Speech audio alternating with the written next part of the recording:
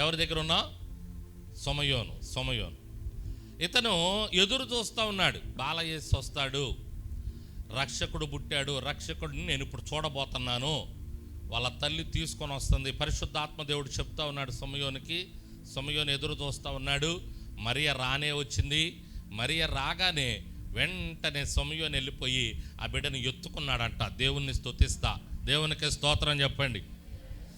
ఏమండి, ఇక్కడ ఒక విషయం చెప్తాను మీకు. అదేంటి అంటే, యెరూషలేములో ఉండే ఒక మనుష్యుడు ఈయన. ఎక్కడుంది ఆ మాట? 25వ వచనంలో మొట్టమొదటి మాట ఏంటి?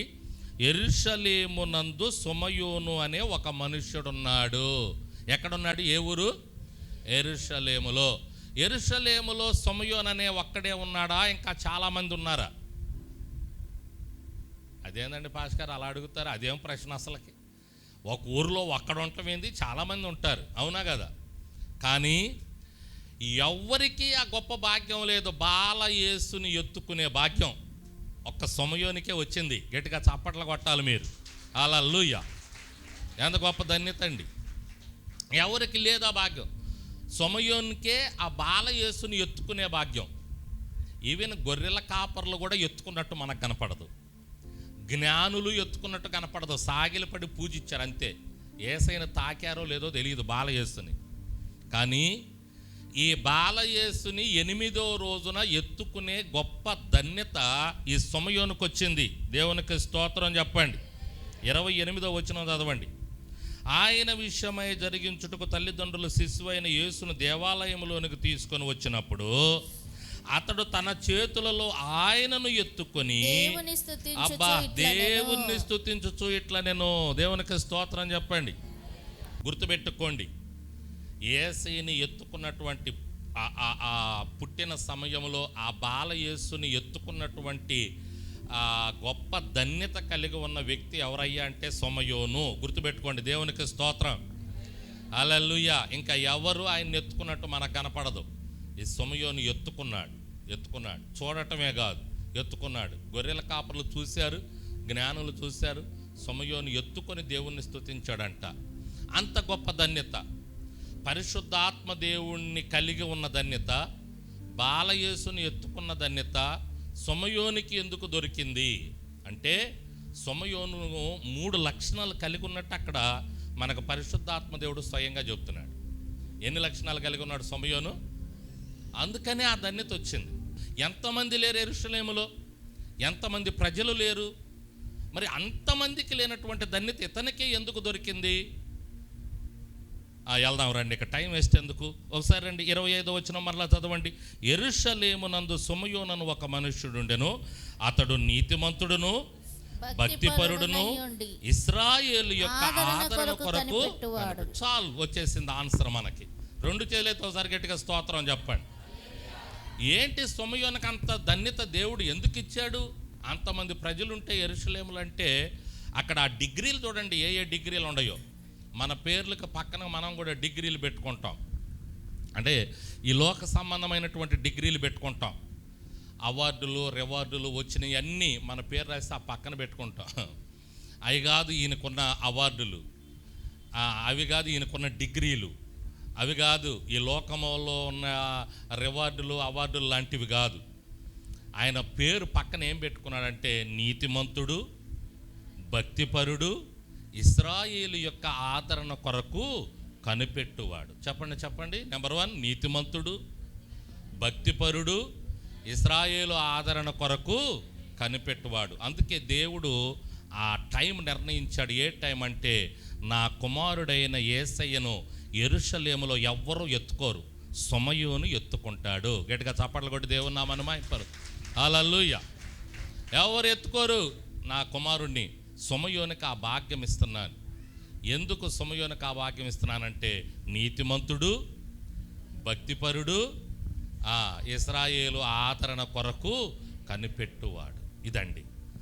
ఇదిగో నీకు కూడా ఆయన ఎత్తుకునే భాగ్యం కలగాలి అంటే నీతిమంతులంగా ఉండాలి, భక్తిపరులంగా ఉండాలి, ఇశ్రాయేలు ఆదరణ కొరకు కనిపెట్టే వారంగా ఉండాలి. ఏంటి ఎలా మనం నీతిమంతులం అవుతాం? ఎలా మనం భక్తిపరులం అవుతాం? ఇశ్రాయేలు ఆదరణ కొరకు కనిపెట్టడం అంటే ఏంటి? ఎప్పుడు మనం నీతిమంతులం అవుతాం? నెంబర్ 1, ఎప్పుడు మనం నీతిమంతులం అవుతాం? రోమీయులకు రాసిన పత్రికలో ఒక మాట చూడండి, వాక్యంలో నుంచే మీకు చూపిస్తాను ఈ మాట. 2వ అధ్యాయం 13వ వచనం చూడండి ఒకసారి. ధర్మశాస్త్రం వినువారు దేవుని దృష్టికి నీతిమంతులు కారు గాని ధర్మశాస్త్రమును అనుసరించి ప్రవర్తించు వారే నీతిమంతులుగా ఎంచబడుదురు. ఎంత బాగా, ఎంత క్లియర్గా అక్కడ రాస్తున్నారో చూడండి. ఎవరు నీతిమంతులు ఎవరంట? ఏమండి, వినేవాళ్ళు కాదండి, దాని ప్రకారం చేసేవారు నీతిమంతులు అవుతారు. మందిరానికి వచ్చి మందిరంలో అందరూ దేవుని యొక్క వాక్యాన్ని వింటారు, అందరూ వింటున్నారు దేవుని యొక్క వాక్యాన్ని, కానీ అందరూ నీతిమంతులు అంటే కాదు.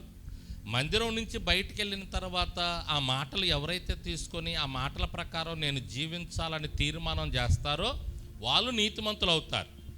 మాట్లాడొద్దు, ఆ విధంగా దేవునికి వ్యతిరేకంగా బూతులు మాట్లాడొద్దు అనేది వాక్యం చెప్తున్నప్పుడు అందరూ వింటారు. ఇక్కడ విన్ని బయటికి వెళ్ళిన తర్వాత మరలా అలాగే మాట్లాడారనుకోండి, వాళ్ళు నీతిమంతులు అవరు. ఇలా మాట్లాడొద్దని వాక్యం నేను విన్నాను కదా, నేను అలా మాట్లాడకూడదని ఎవరైతే సరి చేసుకుంటారో వారు నీతిమంతులు అవుతారు. దేవునికి స్తోత్రం చెప్పండి. అర్థమవుతుంది నేను చెప్పేది? అంటే ఉదాహరణకు చెప్పాను. అలా దేవుని యొక్క వాక్యాలు ఎన్నో వింటున్నాం మనం. ఇప్పుడు ఈ సంవత్సరంలో 52 ఆదివారాలు అయిపోయినాయి. అంటే ఆదివారాలను బట్టి చూస్తేనే మనం 52 మెసేజ్లు విన్నాం. ఎన్ని? 52 సందేశాలు, 52 వాక్య సందేశాలు విన్నాం. ఏది? ఆదివారం, ఓన్లీ ఆదివారం. నెక్స్ట్ ఇక మనం సగటున వారానికి వచ్చి 2 వింటూ ఉంటాం. సగటున 2 మెసేజ్లు.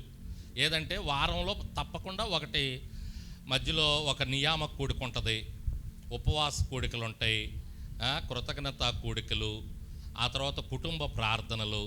కుటుంబ ప్రార్థనలో 2-3 దైవజనులు చెప్తూ ఉంటారు మనకు అప్పుడప్పుడు వచ్చి. ఈ విధంగా సగటును తీసుకుంటే మనం 100కు పైగానే వింటున్నాం. 100 వేసుకోండి చాలు. అంటే సంవత్సరానికి ఎన్ని మెసేజ్లు వింటున్నాం? 100కు పైన అవుతాయి. సగటున ఒక 100 వేసుకోండి. 100 సందేశాలు వింటున్నాం సంవత్సరానికి వచ్చి అనుకో. ఎన్ని విషయాలు నేర్చుకుంటున్నామండి మనం, ఎన్ని వాక్యాలు నేర్చుకుంటున్నాం మనం, ఎన్ని వాక్యాలు వింటున్నాం మనం. మంచిదే, వినాలి. ఆ విన్నటువంటి వాక్యాలు వినుటకు మాత్రమే అయితే మనం నీతిమంతులం కాలేం. కానీ ఆ విన్నటువంటి వాక్యాలు ఆచరణలో పెట్టుకుంటా వెళ్తే అప్పుడు మనం నీతిమంతులం అవుతాం. దేవునికి స్తోత్రం చెప్పండి, గడికి చెప్పండి హల్లెలూయా. చూడండి, అది ఒక్కసారిగా అవ్వకపోయినా గ్రాడ్యువల్గా మనం ఆ సాధన చేసుకుంటూ ముందుకెళ్ళాలి. సరే, 2025 సంవత్సరం ఎలాగో పోయిందిలేండి. 2026 సంవత్సరంలో అడుగు పెడుతున్నాం. 2026 సంవత్సరంలో కూడా మనం ఇలాగే ఒక 100 ప్రసంగాలు వింటాం, 100 సందేశాలు వింటాం. ఆ విన్న వాక్యాలు వినటుకు మాత్రమే కాకుండా ఆచరణలో పెట్టి వాటి ప్రకారం నడుచుకుంటూ వెళితే మనం నీతిమంతులం అవుతాం. దేవునికి స్తోత్రం చెప్పండి. ఏంటంట, విను మాత్రమే కాదు కానీ దాని ప్రకారము ఆచరించువారు నీతిమంతులు అవుతారు. కాబట్టి దేవుని యొక్క వాక్యం వినేసి ఇక్కడే వదిలిపెట్టేసి వెళ్లకుండా మీతో తీసుకొని వెళ్ళి వాటి ప్రకారం జీవించడానికి ప్రయత్నం చేయండి. ఎవరు నీతిమంతులుగా ఉంటారంట? ఎవరైతే ఆయన మాట వినువారు మాత్రమే కాదు కానీ ఆ మాట ప్రకారం. ఇంకొకటి చెప్తాను చూడండి, 5వ అధ్యాయం 9వ వచనం చదవండి ఒక్కసారి. 5వ అధ్యాయం 9వ వచనం. ఎవరు నీతిమంతులు? చదవాలి అందరూ ఒక్కసారి, చదువు. కాబట్టి రక్తము వలన ఇప్పుడు నీతిమంతులముగా తీర్చబడి మరింత నిశ్చయముగా ఆయన ద్వారా ఉగ్రత నుండి రక్షింపబడదు. ఎవరంట నీతిమంతులు? ఆయన రక్తము వలన ఇప్పుడు నీతిమంతులంగా మనం తీర్చబడుతున్నాం. నీతిమంతులకు ఎప్పుడు అవుతాం మనం? ఆయన రక్తము ద్వారా. స్తోత్రం చెప్పండి గట్టిగా. మనం నీతిమంతులం అవ్వాలి అంటే ఆయన రక్తంలో మనం కడగబడాలి. ఆయన రక్తంలో కడగబడినప్పుడు ఆయన మాట ప్రకారం చేస్తూ ఆయన రక్తంలో ఎవరైతే కడగబడతారో వారు నీతిమంతులు. రక్తంలో కడగబడటం అంటే నమ్మి బాప్తిజం పొందటమే ఆయన రక్తంలో కడగబడటం. ఆ విధంగా ఎవరైతే వెళ్తారో, ఎప్పుడైతే మనం నీళ్ళల్లో మునిగి మన పాపములను ఒప్పుకొని మారు మనసు పొంది మనం పైకి లెగుస్తామో ఆయన రక్తం మనల్ని కడిగి పరిశుద్ధపరుస్తుంది, వారు నీతిమంతులుగా అవుతారు. దానికి సూచనగా మనం ప్రతి ఆదివారం కూడా ఆయన శరీరాన్ని, ఆయన రక్తాన్ని తీసుకుంటూ ఉండాలి. అందుకే మనం ప్రతి ఆదివారం బల్లారాధన కూడా ఏర్పాటు చేసుకుంటా ఉన్నాం. ఆయన శరీరాన్ని, ఆయన రక్తాన్ని తీసుకుంటా ఉన్నాం. కాబట్టి బిడ్డలారా, ప్రతి ఒక్కరూ బాప్తిజం తీసుకోవాలి. బాప్తిజం తీసుకున్నటువంటి బిడ్డలే నీతిమంతులుగా అవుతారు. అందుకే బాప్తిజం తీసుకోండి అని చెప్పేది. 2025 సంవత్సరం ఎటు అయిపోయింది. మీలో కొంతమంది 2025 సంవత్సరంలో కూడా మాకు సమయం ఇలేదు, 2026 సంవత్సరం కూడా వస్తుంది 3 దినాల్లో, దయచేసి ఇప్పుడన్నా అవకాశం ఇవ్వండి. అవకాశం అనేది మేము అడుగుతున్నాం, కానీ అదొక గొప్ప, మీకు గొప్ప సదవకాశం, మీకు గొప్ప భాగ్యం, గొప్ప ధన్యత బాప్తిజం తీసుకోవడం అనేది. కాబట్టి 2026లోనన్నా బాప్తిజం తీసుకొని ఆయన శరీరమును, ఆయన రక్తమును తీసుకొనటానికి ముందుకు రండి. దేవుడు మిమ్మల్ని నీతిమంతులుగా తీర్చునుగాక. సమయోను ఎలా ఉన్నాడు అంటే నీతిమంతుడిగా ఉన్నాడు.